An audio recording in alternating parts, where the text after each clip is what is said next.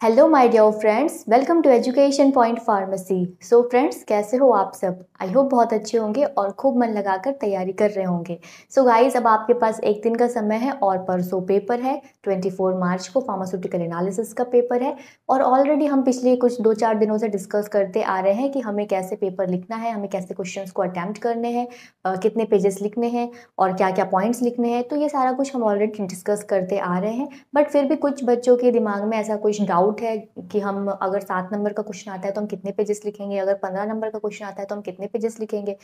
So my dear friends, मैंने आप लोगों को बताया कि जो क्वेश्चन होता है वो होता है 15 नंबर का। कितने नंबर का? 15 marks. Each question carry equal marks, मतलब कि अगर क्वेश्चन नंबर 1 है तो वो भी 15 नंबर का होगा, क्वेश्चन नंबर 2 है तो वो भी 15 नंबर का ही होगा। ठीक है। अब डिपेंड करेगा कि क्वेश्चन में ए और बी करके दिया हुआ है क्या। अगर ए और बी करके दिया हुआ है तो ये 15 उसके अकॉर्डिंग डिवाइड हो जाता है। मान लीजिए कि ए जो क्वेश्चन है वो आपका पूछ दिया 8 नंबर में और जो बी है वो पूछ देगा 7 नंबर में। क्वेश्चन नंबर 2 भी मान लीजिए अगर ए और बी करके दिया हुआ है तो मान लीजिए कि ए जो है वो 10 नंबर का पूछ दिया और बी जो है वो 5 नंबर का पूछ दिया। तो ओवरऑल मिला के ये भी 15 नंबर का ही हो रहा है और ओवरऑल मिलाकर ये भी 15 नंबर का ही हो रहा है ना। कुछ क्वेश्चन में ए और बी करके नहीं देता है, जैसे कि मान लीजिए क्वेश्चन नंबर 3, उसमें डायरेक्ट एक क्वेश्चन लिखा हुआ ए और बी करके नहीं दिया और उसमें लिखा हुआ है 15 मार्क्स। तो मैंने आपको बताया कि हर एक क्वेश्चन को कम से कम आपको 5 से 6 पेज लिख कर आना है मिनिमम। उससे ज़्यादा लिख सकते हो लेकिन उससे कम मत करिएगा, ठीक है। मान लीजिए आपने क्वेश्चन नंबर फर्स्ट अटेम्प्ट किया 5 पेज का, तो अब इसमें ए और बी करके दिया हुआ है। अब ए है 8 नंबर का, बी है 7 नंबर का, तो 8 नंबर वाले क्वेश्चन को आप लिख दो कम से कम 3 पेज में, 7 नंबर क्वेश्चन वाले को लिख दो कम से कम आप 2 पेज में। तो 3 और 2 हो गया आपका 5 पेज। इस तरीके से आपका क्वेश्चन नंबर 1 भी हो जाएगा 5 पेज का। उस तरीके से आप सेम यहाँ पे क्वेश्चन नंबर 2 में मान लीजिए 10 नंबर का और 5 नंबर का है। अब जो 10 नंबर का है ऑब्वियसली उसमें हम ज़्यादा लिखेंगे, है ना। तो हम क्वेश्चन नंबर 10 को मान लीजिए लिखते हैं 3 या 3.5 पेज का, 4 पेज का, ठीक है। और क्वेश्चन नंबर जो बी है जो 5 नंबर का है उसमें हम 1 पेज या 1.5 पेज तक लिख सकते हैं। मतलब ओवरऑल मिला के हमारा टोटल होना चाहिए 5 से 6 पेज का हर एक क्वेश्चन का आंसर। क्लियर? कंफ्यूज मत होना। अगर ए और बी करके नहीं दिया है, सिंपल एक क्वेश्चन नंबर 3 मान के चलिए एक क्वेश्चन लिखा हुआ है और उसमें ए और बी करके नहीं दिया हुआ है और वो है 15 नंबर का, तो आपको 5 से 6 पेज जाना है, सिंपल। ठीक है। चलिए, ये नंबर वंबर की तो बात हो गई। अब हम मेन मुद्दे पे आते हैं। जो आज का हमारा मेन डिस्कशन है वो किस पे बेस्ड है। जैसा कि हमने प्रीवियस वीडियो में डिस्कस किया था, यूनिट 3 का कुछ टॉपिक और यूनिट 5 का कुछ टॉपिक, कौन कौन सा टॉपिक इंपॉर्टेंट है और उसको किस तरीके से हम लिखेंगे वो हमने डिस्कस किया था इसकी प्रीवियस वाले वीडियो में। क्लियर? आज की वीडियो में हम सेम वही पैटर्न फॉलो करने वाले हैं कि हमें लिखना कैसे है एग्जाम में। अगर क्वेश्चन आता है, अगर वो टॉपिक से रिलेटेड क्वेश्चन आता है तो हमें लिखना कैसे। और हमारा यहाँ पे यूनिट 1 कवर होगा और यूनिट 2 और यूनिट 3 का कुछ टॉपिक। क्लियर? यूनिट 1, यूनिट 2 और यूनिट 3 से कौन कौन सा ऐसा टॉपिक इंपॉर्टेंट है, बहुत बार पूछा गया है, वो हम यहाँ पे कुछ कुछ एग्जाम्पल आपको लिख कर बताएंगे कि लिखना कैसे। ठीक है, एग्जाम में। चलिए, जैसा कि बहुत बार पूछा गया हुआ क्वेश्चन यूनिट 1 से, explain primary and secondary standard with example. अगर ये क्वेश्चन आता है तो आप लिखोगे कैसे? प्राइमरी स्टैंडर्ड क्या होता है पहले वो लिख दिया, फिर इसका कुछ कैरेक्टरिस्टिक लिख दिया 5 से 6 लाइन का, उसके बाद लास्ट में एग्जाम्पल ऐड कर दीजिए। ठीक है। चलिए, अब सेकेंडरी स्टैंडर्ड क्या होता है आपने पहले बताया 2 से 3 लाइन में, फिर कुछ कैरेक्टरिस्टिक लिख दिया कि सेकेंडरी स्टैंडर्ड सब्सटेंस का प्रॉपर्टीज क्या है, उसके बाद कुछ एग्जाम्पल लिख दीजिए, 2 से 3 एग्जाम्पल लिख दीजिए, जैसे कि NaOH हो गया, HCl हो गया, ये सब क्या है? Secondary standard substance. अब अगर क्वेश्चन आता है सेम वही primary and secondary standard but पूछता है डिफरेंशिएट, वर्ड क्वेश्चन में क्या लगा हुआ है? डिफरेंशिएट। ये वर्ड अगर लगा हुआ है differentiate between primary and secondary standard, तो आप कॉलम वाइज लिखिए। प्राइमरी स्टैंडर्ड का एक कॉलम बनाओ, सेकेंडरी स्टैंडर्ड का एक कॉलम बनाओ और फिर उसको पहला डेफिनेशन हो गया, फिर इसका प्योरिटी बता दो, स्टेबिलिटी बता दो, दोनों का हाइग्रोस्कोपिक नेचर। जो प्राइमरी स्टैंडर्ड होते हैं वो नॉन हाइग्रोस्कोपिक होते हैं और जो सेकेंडरी स्टैंडर्ड होते हैं वो हाइग्रोस्कोपिक होते हैं, मतलब कि वाटर को एटमॉस्फेयर से एब्जॉर्व कर लेता है। तो ये कुछ पॉइंट्स को आपको एक्सप्लेन करना है, बट क्या कर दिया आपने? कॉलम वाइज कर दिया। क्लियर? सेम क्वेश्चन 2 तरीके से लिखा जा सकता है, मैंने आपको बता दिया। पहले तो वैसे भी लिख सकते थे और इस तरीके से कॉलम बना के भी लिख सकते हो। बट अगर क्वेश्चन में खास दे देता है कि डिफरेंस बिटवीन, है ना, डिफरेंशिएट बिटवीन, तो कॉलम वाइज बना के लिखना वो ज़्यादा बेटर लगेगा। क्लियर? चलिए नेक्स्ट, ये बहुत बार पूछा गया क्वेश्चन है, preparation and standardization of 0.1 molar NaOH solution. अब यहाँ क्वेश्चन में चेंज हो सकता है। क्वेश्चन में क्या चेंज कर सकता है? क्वेश्चन में मोलैरिटी, यहाँ पे 0.1 मोलर का कंसंट्रेशन बनाने को बोला है। एक एग्जाम्पल है ये, ठीक है, एग्जाम में आ सकता है 0.2 मोलर, या फिर पूछ सकता है 0.1 नॉर्मल, मतलब मोलैरिटी में भी पूछ सकता है, नॉर्मलिटी में भी पूछ सकता है। हर एक बच्चे को पता होना चाहिए कि मोलैरिटी में कंसंट्रेशन कैसे निकालते हैं, नॉर्मलिटी में कंसंट्रेशन कैसे निकालते हैं। क्लियर? अगर किसी बच्चे को भी नहीं आ रहा होगा कि मोलैरिटी में और नॉर्मलिटी में कंसंट्रेशन कैसे निकालते हैं, तो आपको मेरे वीडियो के प्लेलिस्ट में मिल जाएगा। यूनिट फर्स्ट मैंने पढ़ाया था और मैंने बताया था कि मोलैरिटी में कंसंट्रेशन कैसे बनाते हैं और नॉर्मलिटी में कंसंट्रेशन कैसे बनाते हैं। ठीक है, चलिए यहाँ पे कंसंट्रेशन चेंज कर सकता है एग्जाम में, या फिर और क्या चेंज कर सकता है? केमिकल। यहाँ पे NaOH लिया है, मैंने एक एग्जांपल लिया है NaOH। एग्जाम में आ सकता है कोई और केमिकल हो सकता है, पूछ दे KMnO4 का सॉल्यूशन बनाओ, या फिर कोई और केमिकल दे सकते हैं। क्लियर? क्वेश्चन लिखना कैसे, अगर इस टाइप का क्वेश्चन आता है तो वो बस आप देख लो।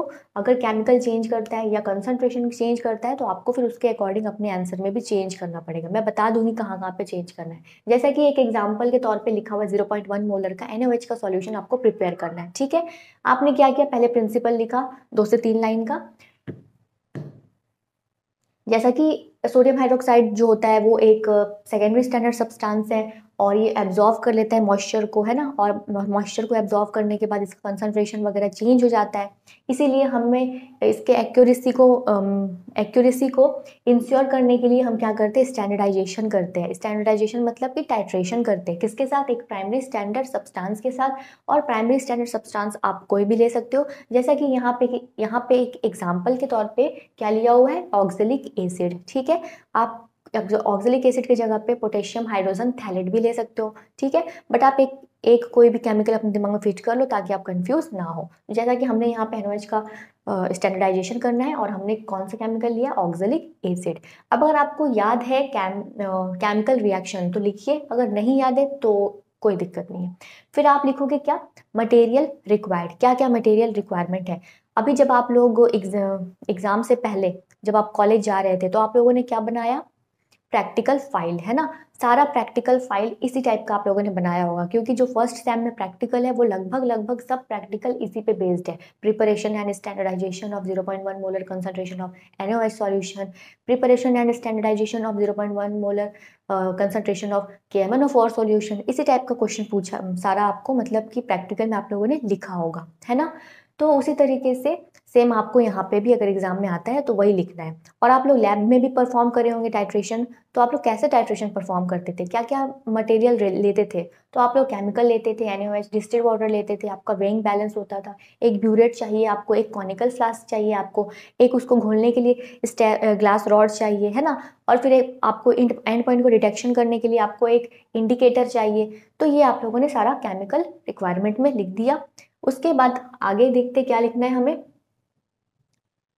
अब प्रोसीजर पे आते हैं, तो प्रोसीजर में आप लोगों ने क्या क्या किया, किस तरीके से आप टाइट्रेशन करते हो, वही आपको लिखना है। पहले आप प्रिपेयर करते हो कंसंट्रेशन, NaOH का कंसंट्रेशन बनाते हो। अगर कोई और केमिकल है तो वहां पे आपको चेंज करना होगा, जैसे KMnO4 है तो यहाँ पे आपको लिखना होगा KMnO4 सॉल्यूशन। अगर कंसंट्रेशन चेंज कर रहा है तो आपको यहाँ पे चेंज करना होगा, यहाँ पे 0.1 की जगह पे 0.2 मोलर भी हो सकता है ना। तो इस तरीके से आप यहाँ पे चेंज कर देना अपने आंसर में। उसके बाद आपको याद होना चाहिए मॉलिक्यूलर वेट, जैसा कि NaOH का मॉलिक्यूलर वेट होता है 40 ग्राम पर मोल। अब आपको निकालना है तो आप कैसे निकालोगे, एक फॉर्मूला है, molarity is equal to weight into 1000 divided by molecular weight multiplied by 100। सब लोगों ने प्रैक्टिकल लैब में बनाया होगा 100 ml का या 225 ml का, तो आप यहाँ पे उसके अकॉर्डिंग चेंज कर लो। उसके बाद आपको कितने का बनाना है, 0.1 मोलर, 0.1 लिखा। वेट आपको नहीं पता तो x माने, फिर 1000, मॉलिक्यूलर वेट होता है NaOH का 40 मल्टीप्लाइड बाय 100। क्लियर? इसको जब आप सॉल्व करोगे तो आपका कुछ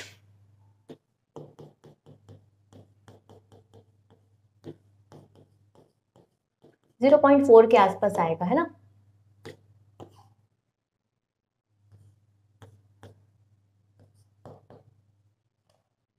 हाँ, 0.4 ग्राम। मतलब कि आपको क्या करना है, way and dissolve the 0.4 gram and NaOH, sorry NaOH in about 100 ml distilled water in beaker. किस में घोलना है आपको, बिकर में। उसके बाद second, stair until NaOH dissolve completely, उसको घोलना है जब तक वो NaOH डिजोल्व नहीं हो जाता। फिर आपको उस सॉल्यूशन को किस में फिल करना है, ये जो आपने सॉल्यूशन बनाया उस सॉल्यूशन को आपको फिल कर लेना है किसमें, ब्यूरेट में, है ना। जब आप टाइट्रेशन करते थे आपने देखा था कि ब्यूरेट में हम फिल करते हैं, स्टैंड में लगा हुआ होता है, 50 ml का ब्यूरेट फिल करते हैं, 0 से लेके 50 ml मार्क होता है। फिर हम उस सॉल्यूशन को ब्यूरेट में फिल कर देते हैं। नेक्स्ट हमें बनाना है ऑक्जेलिक एसिड का सॉल्यूशन, जो कि हमारा सेकेंड प्राइमरी स्टैंडर्ड सब्सटेंस है। क्लियर। तो इसका मॉलिक्यूलर वेट होता है 126 ग्राम पर मोल। ये कैसे बनाएंगे हम, सेम उसी तरीके से हम जैसा कि यहाँ पे कैलकुलेट किए उसी तरीके से कैलकुलेट कर लेंगे। सिर्फ मॉलिक्यूलर वेट के जगह पे आपको यहाँ पे हमने लिखा 40, आपको करना है 126। उसके बाद सेम इसी तरीके से हम कैलकुलेट कर लेंगे, जितना ग्राम आएगा उतना ग्राम वे करेंगे ऑक्जेलिक एसिड और उसको हम डिजोल्व कर देंगे 250 ml डिस्टिल वाटर में, या फिर आप 100 ml लिख सकते हो। यहाँ पे आप 100 ml भी लिख सकते हो of distil water in conical flask. किसमें, हम ये बनाने के बाद हमको किसमें फिल करना है, कॉनिकल फ्लास्क में। क्लियर। इस कॉनिकल फ्लास्क में हम और क्या ऐड करते हैं, इंडिकेटर। क्या ऐड करते हैं, indicator. Add 2 to 3 drop of phenolphthalein indicator. Phenolphthalein indicator acid में डालोगे तो उसका कलरलेस होता है, जैसे ही आप इसमें डालोगे इसका कोई कलर नहीं रहेगा, कोई कलर नहीं रहेगा, कलरलेस रहेगा। ठीक है। उसके बाद आप टाइट्रेशन स्टार्ट करोगे। आप क्या करोगे, titration start. Drop by drop आप NaOH को ऑक्जेलिक एसिड कॉनिकल फ्लास्क में डालते जाओगे। फिर एक पॉइंट आएगा जब ये कलरलेस से क्या हो जाएगा, पिंक कलर। आपको कैसा कलर दिखेगा, पिंक कलर। आपको फिर टाइट्रेशन बंद कर देना है और रीडिंग नोट करनी है ना। तो यहाँ तक लिखने के बाद फिर आपको क्या लिखना है, चलिए बता देती हूँ। उसके बाद आपको लिखना है fill the burette with 0.1 molar NaOH solution and note the initial reading. उसके बाद हम रीडिंग नोट करेंगे। फिर titrate by adding NaOH dropwise हम लोगों ने NaOH को डाल रहा था फ्लास्क में और उसको हम स्टेयर करते जा रहे थे, घोलते जा रहे थे। फिर stop titration when a permanent light pink colour appear. जब लाइट पिंक कलर का कलर आपको दिखेगा तो आपको टाइट्रेशन बंद कर देना है, स्टॉप करना है और फिर रीडिंग नोट करनी है। ठीक है, कि कितने पर कितना कंसंट्रेशन हमारा NaOH का कंज्यूम हुआ। यहाँ पे आप प्रैक्टिकल नहीं कर रहे हो तो आपको ऑब्जर्वेशन टेबल बनाने की जरूरत नहीं है, आपको सिर्फ लिख के बताना है प्रोसीजर। उसके बाद आप फॉर्मूला लिखोगे। कौन सा formula, record the final burette reading and calculate NaOH concentration using formula M1V1 is equal to M2V2। क्योंकि कंसंट्रेशन हमारा मोलैरिटी में था, अगर नॉर्मलिटी में होता तो कौन सा फॉर्मूला लिखते हैं, N1V1 is equal to N2V2। अब ये क्या है, M1 है मोलैरिटी ऑफ NaOH जो आपको डिटरमाइन करना है। ठीक है, वॉल्यूम है, V1 क्या है, वॉल्यूम ऑफ NaOH, मतलब कितना आपका ब्यूरेट का कितना NaOH कंज्यूम हुआ है। और M2 है मोलैरिटी ऑफ ऑक्जेलिक एसिड। जैसे कि यहाँ पे लिखा हुआ है 0.05, आपने बनाया था कितने का, 0.1 मोलर, तो आप 0.1 मोलर लिख दो। कंफ्यूज मत होना, यहाँ पे आप जो कंसंट्रेशन वगैरह है ये अपने मन से डाल देना, बट 5 मोलर मत डाल देना, 10 मोलर मत डाल देना। ठीक है, हमेशा जब भी लिखोगे तो 0.1 मोलर लिखना, 0.05 मोलर लिखना, मतलब बहुत ही मिनिमम। क्लियर। तो इस तरीके से हम क्वेश्चन को अटेम्प्ट करते हैं। एक और मोस्ट इंपॉर्टेंट चीज मैं आप लोगों को बता दूं कि मान लीजिए आपको कंसंट्रेशन बनाना नहीं आ रहा, ठीक है, आपको मॉलिक्यूलर वेट याद नहीं है। अगर मॉलिक्यूलर वेट याद नहीं होगा तो आप मोलैरिटी या फिर नॉर्मलिटी में कंसंट्रेशन नहीं बना पाओगे। क्लियर। तो आप यहाँ पे वेट कैसे लिखोगे, वेट कैसे लिखोगे, जैसा कि यहाँ पे वेट कैसे लिखोगे, ये निकालने के लिए आपको मोलैरिटी का फॉर्मूला लगाना होगा और आपको इसके लिए मॉलिक्यूलर वेट पता होनी ही चाहिए। बट अगर नहीं पता है, भूल गए हो, याद करके गए थे बट कंफ्यूज हो गए हो, तो कोई दिक्कत नहीं है, आप अपने मन से यहाँ पे कोई भी वेट लिख दो। जैसे कि 0.4 या याद नहीं, निकाल नहीं पाए तो 0.5, 0.6, इस तरीके से आप लिख दो। क्लियर।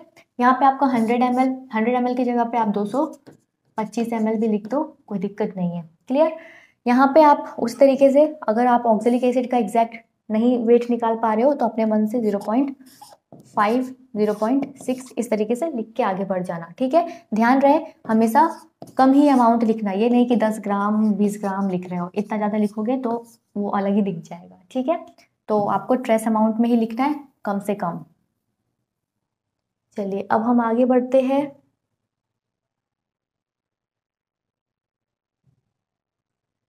नेक्स्ट क्वेश्चन पूछ सकता है, explain non aqueous titration with example and application. Non aqueous titration क्या होता है? अभी जैसे कि हम लोगों ने टाइट्रेशन किया, हमने अपने केमिकल को बनाया पानी में घोलकर, ठीक है। नॉन एक्वस टाइट्रेशन जब हम करते हैं तो हम अपने केमिकल का सॉल्यूशन जो बनाते हैं वो पानी में नहीं घोलते, क्योंकि पानी में वो नहीं घुलता। किस टाइप का कंपाउंड, किस टाइप का सब्सटेंस पानी में नहीं घुलता? जो वीक नेचर का होता है। कैसा नेचर का होता है? वीक एसिड है या फिर वीक बेस है, तो इस टाइप का जो केमिकल होता है वो पानी में नहीं घुल पाता। तो इसीलिए हम क्या लेते हैं? Non aqueous solvent. Non aqueous solvent मतलब कि उसमें वाटर कंटेंट नहीं होता अदर देन वाटर। क्लियर? जिसमें हम वाटर यूज करते हैं वो कहलाता है एक्वस टाइट्रेशन। जिसमें हम वाटर यूज नहीं करते, कोई अदर सॉल्वेंट यूज करते हैं जिसमें पानी प्रेजेंट नहीं है, उस टाइप का टाइट्रेशन कहलाता है नॉन एक्वस टाइट्रेशन। सिंपल।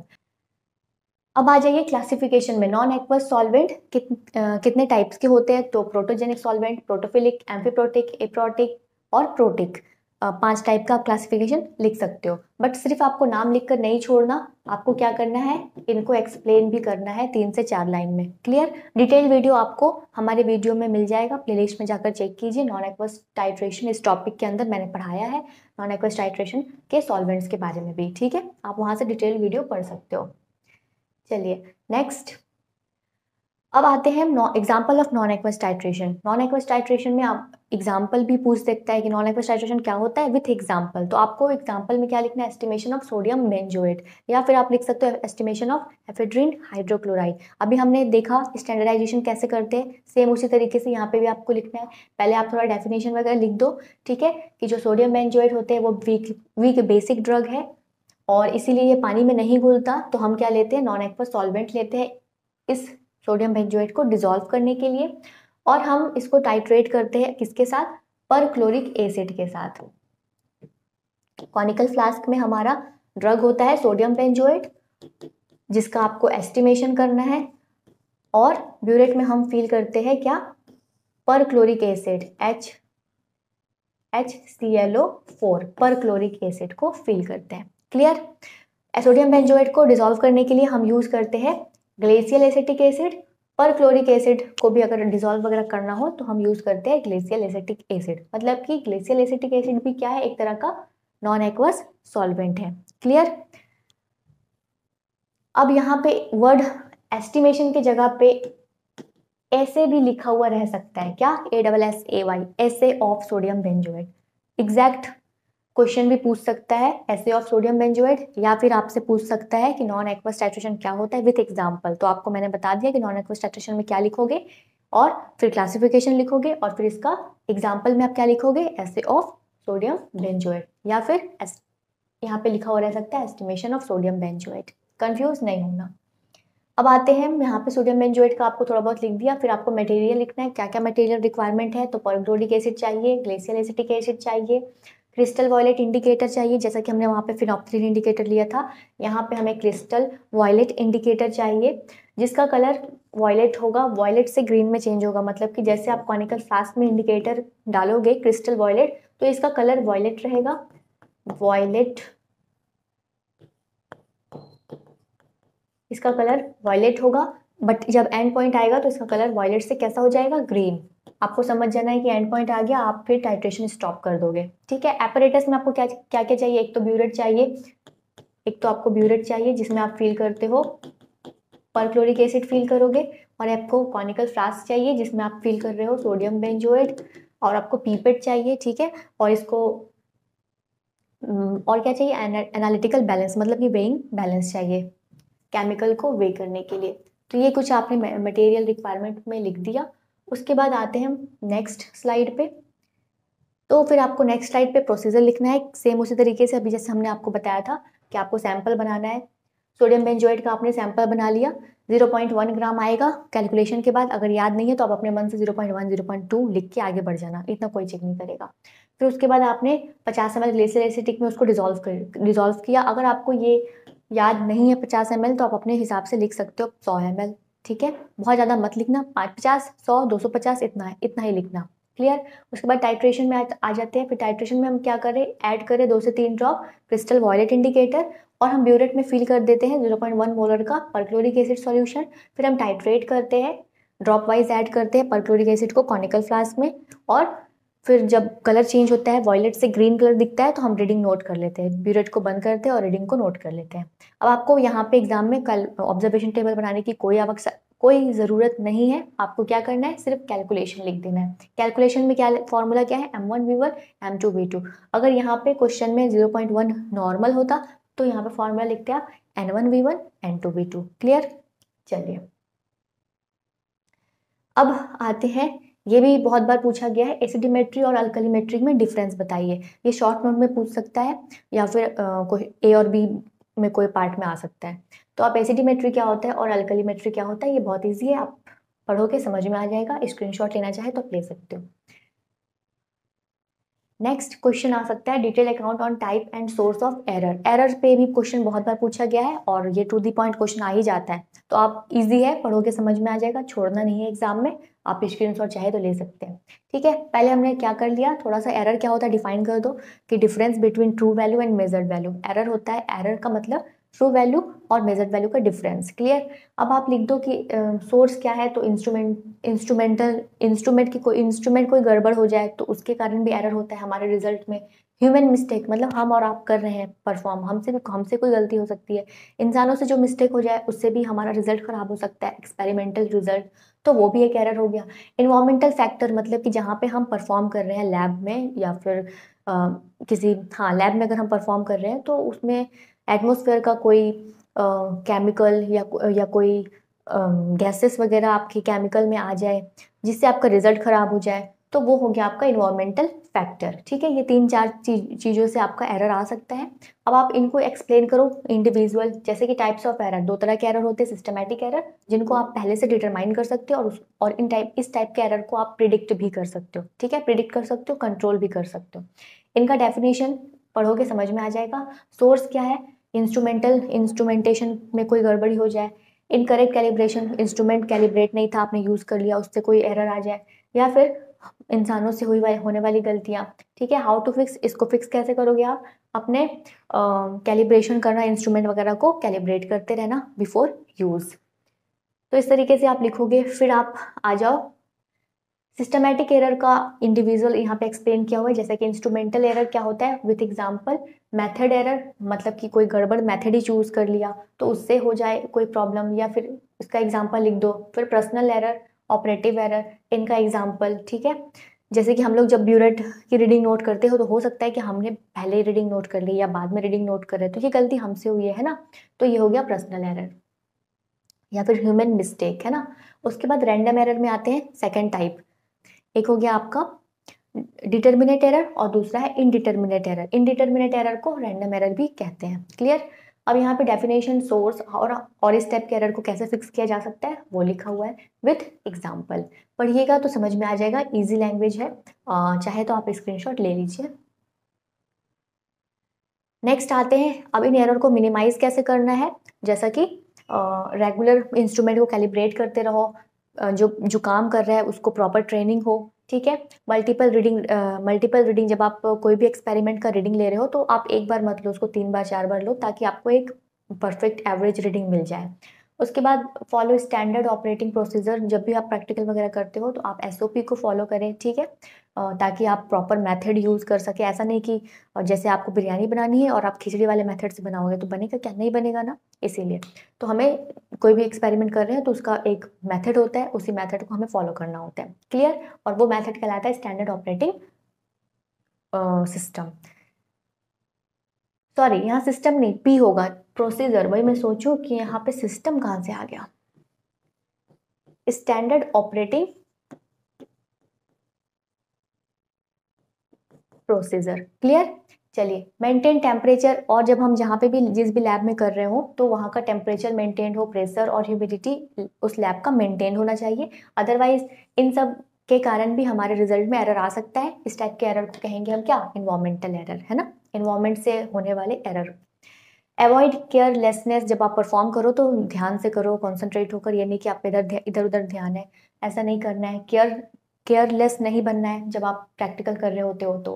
फिर डबल चेक कैलकुलेशन, जो भी कैलकुलेशन कर रहे हो उसको डबल चेक करें ताकि कोई मिस्टेक ना हो। तो इस तरीके से अगर आप काम करते हो तो आपका जो एरर है, रिजल्ट में एरर है, उसका चांस कम हो जाता है, मिनिमाइज हो जाता है। तो आपको लास्ट में सब कुछ लिखने के बाद इस तरीके से 4 से 5 how to minimize these error लिखकर आपको ये पॉइंट्स ऐड कर देना है। क्लियर?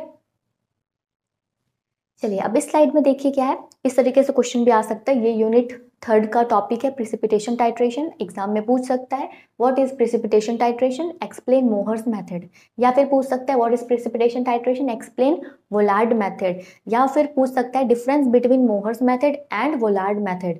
तो 3 मेथड है इस टॉपिक के अंदर, मोर्स मेथड, वोलार्ड मेथड और फेजांस मेथड। ये तीनों मेथड आप पढ़कर जाइएगा। सबसे ज्यादा पूछा जाने वाला मेथड है मोर्स मेथड और वोलार्ड मेथड। ये दोनों मेथड बहुत बार पूछा गया है, तो आप ये दोनों पढ़कर जाना। अगर आपको डिटेल में वीडियो चाहिए तो आपको मेरे प्लेलिस्ट में जाकर आप ढूंढोगे, मिल जाएगा आपको। वहाँ पे यूनिट 3 के अंदर मैंने पढ़ा रखा है ऑलरेडी। क्लियर? यहाँ पे मैं आपको सिर्फ बता दे रही हूँ कि आपको एग्जाम में अगर क्वेश्चन आता है तो लिखोगे कैसे। पहले आप 2 से 3 लाइन आपको लिखना है। डेफिनेशन क्या होता है प्रिसिपिटेशन टाइट्रेशन। प्रिसिपिटेशन टाइट्रेशन हम कब परफॉर्म करते हैं, जब आपको हैलाइड्स के कंसंट्रेशन को डिटरमाइन करना है। यहाँ पे हमारा प्रिसिपिटेटिंग एजेंट होता है जो कि क्या है, AgNO3।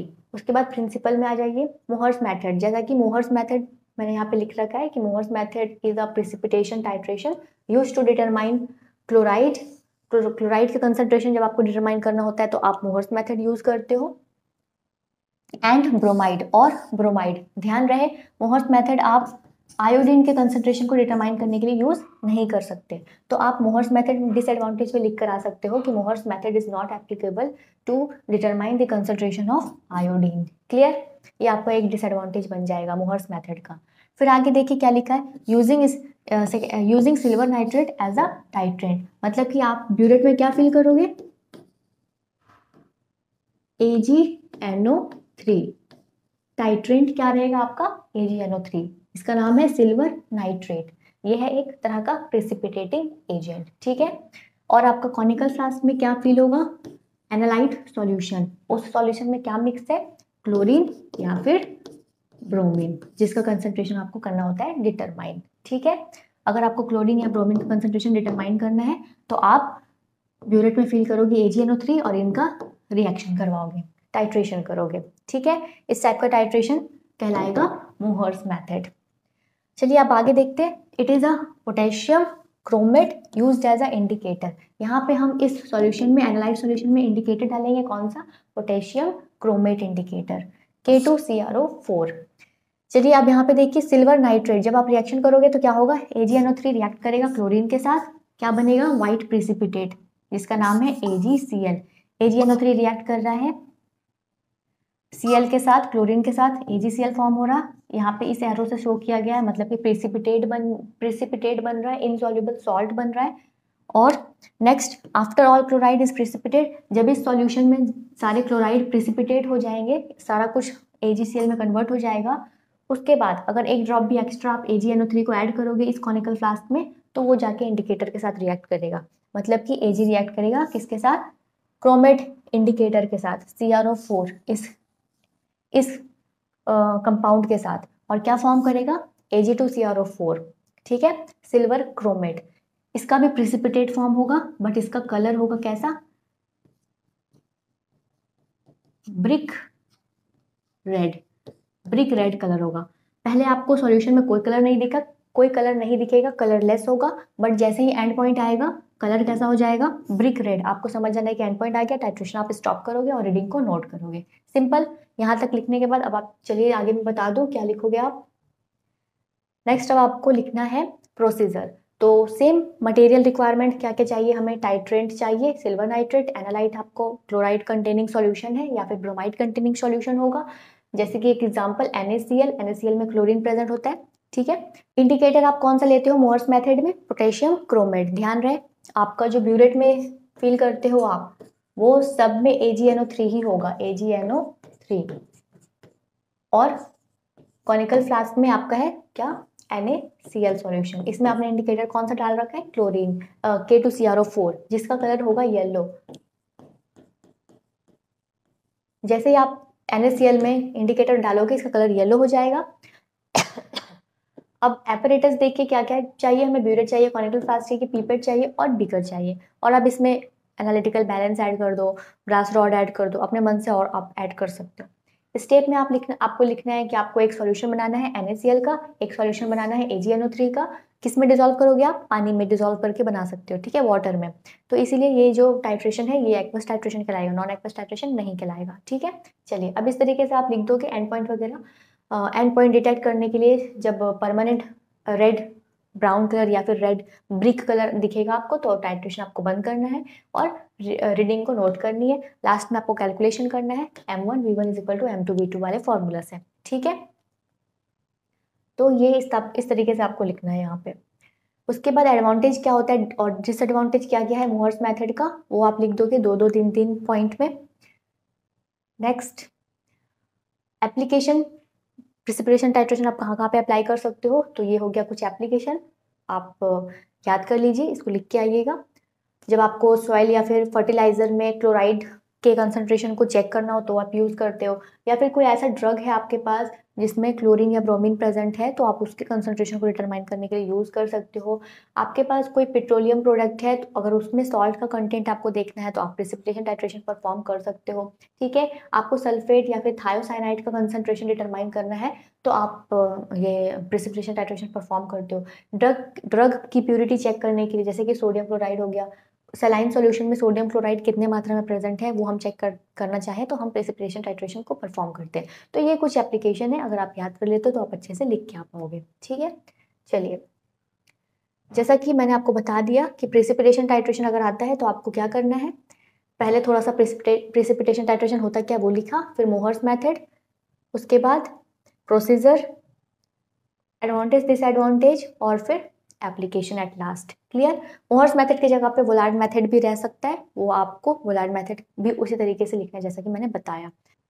नेक्स्ट, कॉम्प्लेक्सोमेट्रिक टाइट्रेशन आएगा और साथ में पूछ सकता है क्लासिफिकेशन ऑफ कॉम्प्लेक्सोमेट्रिक टाइट्रेशन, कितने टाइप के कॉम्प्लेक्सोमेट्रिक टाइट्रेशन होते हैं। तो यहाँ पे कॉम्प्लेक्सोमेट्रिक टाइट्रेशन क्या है? एनालिसिस है जहाँ पे हम क्या डिटरमाइन करते हैं, अभी मैंने आपको बताया कि प्रिसिपिटेशन में हम क्या डिटरमाइन कर रहे थे, हैलाइड्स को, है ना, क्लोरीन, ब्रोमीन, आयोडीन, इस टाइप के हैलाइड्स को। यहाँ पे हम डिटरमाइन करते हैं मेटल्स को, जैसे कि कैल्शियम हो गया, मैग्नीशियम हो गया, है ना, जिंक हो गया। अगर इस टाइप का कोई मेटल आपको डिटरमाइन करना है, कंसंट्रेशन, मेटल का कंसंट्रेशन डिटरमाइन करना है तो आप यूज करते हो कॉम्प्लेक्सोमेट्रिक टाइट्रेशन। क्लियर? अब पढ़िए, समझ में आ जाएगा आपको। वहाँ पे आप इंडिकेटर यूज कर रहे थे क्रोमेट, पोटेशियम क्रोमेट इंडिकेटर, यहाँ पे आप इंडिकेटर लेते हो मेटल आयन इंडिकेटर। इस इंडिकेटर का एक और नाम है PM इंडिकेटर। क्लियर? कभी कभी शॉर्ट नोट में पूछ देता है व्हाट इज PM इंडिकेटर, तो आप लिखना PM indicator is also known as metal ion indicator. It is used in complexometric titration to determine end point. Simple, ठीक है। चलिए अब आगे देखते हैं एग्जाम्पल। जैसे कि आपको एस्टिमेट करना है कैल्शियम या फिर मैग्नीशियम तो आप यूज करोगे कॉम्प्लेक्सोमेट्रिक टाइट्रेशन। अभी हमने बताया था आपको प्रिसिपिटेशन टाइट्रेशन में हम ले रहे थे क्या, प्रिसिपिटेटिंग एजेंट AgNO3, है ना, सिल्वर नाइट्रेट। यहाँ पे कॉम्प्लेक्सिंग एजेंट लेंगे क्योंकि नाम से पता चल रहा है कॉम्प्लेक्सोमेट्रिक टाइट्रेशन। तो ब्यूरेट में क्या फील करोगे? ब्यूरेट में फील करोगे आप EDTA, एक नाम है, याद कर लीजिए। जैसा कि वहां पे मैंने बोला कि एक नाम है AgNO3 याद कर लेने को प्रिसिपिटेशन टाइट्रेशन में, यहाँ पे मैं बोल रही हूँ आप याद कर लो EDTA। EDTA क्या है? एक कॉम्प्लेक्सिंग एजेंट है। क्लियर? इसको हम यूज करते हैं कॉम्प्लेक्सोमेट्रिक टाइट्रेशन में। फील हम कहाँ पे करते हैं? प्यूरेट में। कॉनिकल फ्लास्क में क्या होगा?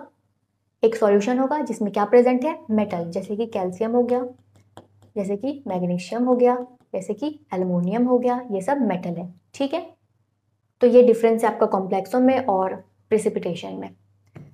छोटा छोटा सा ट्रिक है, वो आपको ध्यान में रखना है और आपको लिख कर आना है। चलिए अब आप थोड़ा सा एक्सप्लेन कर दो कि EDTA है क्या। तो EDTA एक चिलेटिंग एजेंट है और हेक्साडेंटेड है और वाटर सॉल्यूबल होता है। जो हमको लैब में मिलता है वो वाटर सॉल्यूबल होता है। उसका नाम होता है डाई सोडियम EDTA, वो वाटर सॉल्युबल होता है जो हम लोग यूज़ करते हैं लैब में। फिर आपको थोड़ा सा यहाँ पे चाहो तो आप EDTA का स्ट्रक्चर बनाकर आ सकते हो। क्लियर? अब आगे बढ़ते हैं। क्लासिफिकेशन ऑफ कॉम्प्लेक्सोमेट्रिक टाइट्रेशन, बहुत बार पूछा गया है कॉम्प्लेक्सोमेट्रिक टाइट्रेशन क्या होता है विथ क्लासिफिकेशन, तो आपको लिख कर आना है। यहाँ पे मैंने कॉलम वाइज बताया है कि कितने टाइप्स के होते हैं। तो ये डायरेक्ट टाइट्रेशन होता है, बैक टाइट्रेशन होता है, रिप्लेसमेंट टाइट्रेशन होता है और इनडायरेक्ट टाइट्रेशन होता है। ये 4 टाइप का आप क्लासिफिकेशन लिख कर आना कॉम्प्लेक्सोमेट्रिक टाइट्रेशन के अंदर। अब आप ये पढ़ोगे तो आपको इजिली समझ में आ जाएगा क्या है डिफरेंस। नेक्स्ट, इंडिकेटर आप कौन कौन से यूज करते हो कॉम्प्लेक्सोमेट्रिक टाइट्रेशन में? तो आप यूज करते हो इरियोक्रोम ब्लैक टी, जो आप कहाँ जब आपको कैल्शियम या मैग्नीशियम का कंसंट्रेशन डिटरमाइन करना होता है तो आप यूज करते हो। इसका कलर होता है वाइन रेड से ब्लू। आपको इतना याद करने की जरूरत नहीं, आप सिर्फ लिख देना कि indicator used in complexometric titration are eriochrome black T, calcon, murexide, mordant black T, एक और होता है नाम है इसका मॉर्डेंट ब्लैक टी। तो आप 3-4 इंडिकेटर का लिख के आ सकते हो नाम। उसके बाद एट लास्ट में आपको क्या करना है, एप्लीकेशन लिखना है। एप्लीकेशन ऑफ कॉम्प्लेक्सोमेट्रिक टाइट्रेशन कहाँ कहाँ पे आप अप्लाई करते हो? तो जब आपको वाटर का हार्डनेस चेक करना होता है, ठीक है, तो उसमें आप कॉम्प्लेक्सोमेट्रिक टाइट्रेशन परफॉर्म करते हो। फिर आपको फार्मास्यूटिकल कुछ ऐसे ड्रग्स होते हैं जिसमें क्या प्रेजेंट होता है, मेटल, है ना, तो वो मेटल लिमिट में है या नहीं है उसको भी चेक करना पड़ता है, प्योरिटी। तो हम यूज़ करते हैं कॉम्प्लेक्सोमेट्रिक टाइट्रेशन। नेक्स्ट, निकल, कॉपर, जिंक, इन सबको डिटरमाइन करने के लिए, कंसंट्रेशन को डिटरमाइन करने के लिए हम यूज़ करते हैं कॉम्प्लेक्सोमेट्रिक टाइट्रेशन। कभी कभी फूड वगैरह में भी मेटल पाए जाते हैं ना, जैसे कि अभी कुछ टाइम पहले, कुछ साल पहले आप लोगों ने सुना होगा मैगी में लीड का मात्रा ज़्यादा प्रेजेंट है, जिससे लोगों को हार्मफुल इफेक्ट हो रहा था, है ना, लोग मर भी जा रहे थे। तो लीड क्या है, एक मेटल है। मैगी क्या है, फूड है। तो फूड में भी मेटल अगर लिमिट से ज़्यादा है तो लोग खाएंगे तो बीमार पड़ जाएंगे। इसीलिए ज़रूरी है कि जो भी मार्केट में आ रहा है उसको पहले चेक किया जाए, टेस्ट किया जाए। तो फूड, सीमेंट या फिर टेक्सटाइल इंडस्ट्रीज़ में भी कॉम्प्लेक्सोमेट्रिक टाइट्रेशन को परफॉर्म किया जाता है चेक करने के लिए कि उसमें मेटल कंटेंट कितना है। क्लियर? तो ये कुछ हो गया आपका एप्लीकेशन, आप लिख कर आइएगा। नेक्स्ट, बहुत ही इम्पॉर्टेंट है, ये वाला छोटा सा टॉपिक है लेकिन कभी कभी शॉर्ट नोट में पूछता है, मास्किंग एंड डीमास्किंग एजेंट। ये भी कॉम्प्लेक्सोमेट्रिक टाइट्रेशन का ही अंदर आता है टॉपिक। तो इसमें देखिए क्या है, फंक्शन, हाउ, एक्सप्लेन और यूज। मास्किंग एजेंट क्या होता है, जब आपके पास कोई मिक्सचर है, मान लीजिए आपके पास एक एनालाइट सॉल्यूशन है, ठीक है, इस सॉल्यूशन में कैल्शियम भी प्रेजेंट है, मैग्नीशियम भी प्रेजेंट है, जिंक भी प्रेजेंट है, ठीक है, मतलब 2 या 2 से ज़्यादा आपका मेटल प्रेजेंट है। बट आपको कोई एक चेक करना है, कैल्शियम के कंसंट्रेशन को चेक करना है, बाकी आपको मैग्नीशियम और जिंक का कंसंट्रेशन नहीं चेक करना है। तो आप क्या करते हो, इसमें इस सॉल्यूशन में क्या डाल देते हो, मास्किंग एजेंट। नाम से पता चल रहा है, मास्क, एक मुखौटा चढ़ाना, किस पे, जो आपके काम का नहीं है। मैग्नीशियम और जिंक को ये क्या करता है, मास्किंग एजेंट मास्क कर देता है, मतलब कि इस पे मुखौटा चढ़ा देता है एक तरह का, ठीक है। जिससे क्या होता है कि रिएक्शन सिर्फ किसके साथ होता है, कॉम्प्लेक्सिंग एजेंट का, जो आपका ब्यूरेट में फील होगा। जब आप रिएक्शन करोगे, टाइट्रेशन करोगे, तो वो किसके साथ रिएक्ट करेगा जाके, सिर्फ और सिर्फ कैल्शियम के साथ। क्लियर? इसीलिए मास्किंग एजेंट का यूज किया जाता है ताकि जो अदर मेटल है वो रिएक्ट ना करे रिएक्शन में। और डीमास्किंग एजेंट ठीक जस्ट उल्टा, आपने जिसको मास्क किया था, मान लीजिए उसका मुखौटा आपको वापस से हटाना है ना, तो आप यूज करते हो डीमास्किंग एजेंट। आप जैसे ही इसमें डीमास्किंग एजेंट डालोगे तो जो कंपाउंड, जो एलिमेंट मास्क हुआ है, ठीक है, वो क्या हो जाएगा, डीमास्क हो जाएगा। अब आप ये पढ़ोगे तो आपको इजीली समझ में आ जाएगा। छोटा सा टॉपिक है और ये शॉर्ट नोट में बहुत बार पूछा गया है, तो आप ये पढ़ लीजिएगा। तो ये कुछ टॉपिक है जो हम लोगों ने आज डिस्कस किया कि अगर इस टाइप का क्वेश्चन आता है तो आपको कैसे एग्जाम में लिखना है। यूनिट 1, यूनिट 2, यूनिट 3 का कुछ सारा topic. So my dear friends, आज हम लोगों ने डिस्कस कर लिया यूनिट 1, यूनिट 2 और यूनिट 3 के कुछ टॉपिक को। अगर ये आता है तो एग्जाम में कैसे लिखे, क्या क्या लिखे, वो मैंने आप लोगों को बता दिया। इसके प्रीवियस वीडियो में मैंने बताया था यूनिट 3 का कुछ टॉपिक और यूनिट 5 का टॉपिक, है ना, कि अगर वो आता है तो एग्जाम में हम कैसे लिखेंगे। वो अगर आप वीडियो नहीं देखे हो तो प्लीज़ जाकर उस वीडियो को देखिए। ये जो how to write in RGPV B pharmacy pharmaceutical analysis subject, इस पे 2 पार्ट है, पार्ट फर्स्ट, पार्ट सेकंड। आज का वीडियो पार्ट सेकंड है। तो दोनों ही पार्ट को आप देखिए, इसके पहले वाले वीडियो को भी देखिए, वो भी इम्पॉर्टेंट है, आप लोगों के लिए हेल्पफुल हो जाएगा। और फिर से मैं एक बार बोलना चाहूँगी कि एग्ज़ाम में सारे क्वेश्चन अटैम्प्ट करें। स्टार्टिंग के 10 से 12 पेज आपको सुंदर लिखना है और सही सही लिखना है, काट छाट ना करें कॉपी में, गंदे राइटिंग से मत लिखिएगा और ओवर राइटिंग मत करिएगा। अगर कुछ गलती हो जाए थोड़ा बहुत तो आप उसको काटना मत, रहने देना, ठीक है। अगर काटोगे तो वो दिख जाता है, गंदा लगता है। और हाँ, डायग्राम बना के आइए। यूनिट 5 में बहुत सारा डायग्राम है, तो यूनिट 5 का सारा डायग्राम आप याद कर लो और उसको बना के आना, अगर एग्जाम में क्वेश्चन आए तो। क्लियर।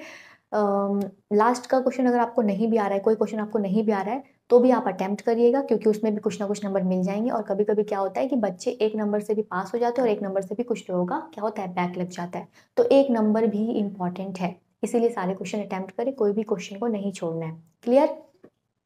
हर एक क्वेश्चन का आंसर आपको कम से कम 5 से 6 पेज में लिखना है, उससे ज़्यादा लिख सकते हो पर उससे कम नहीं करना है। ओवरऑल टोटल पेज कम से कम आपको 25 पेज 26 पेज लिख कर आना है, ठीक है। तो तैयारी करते रहे, एक दिन का समय आप लोगों के पास। Best of luck and have a nice day. Bye.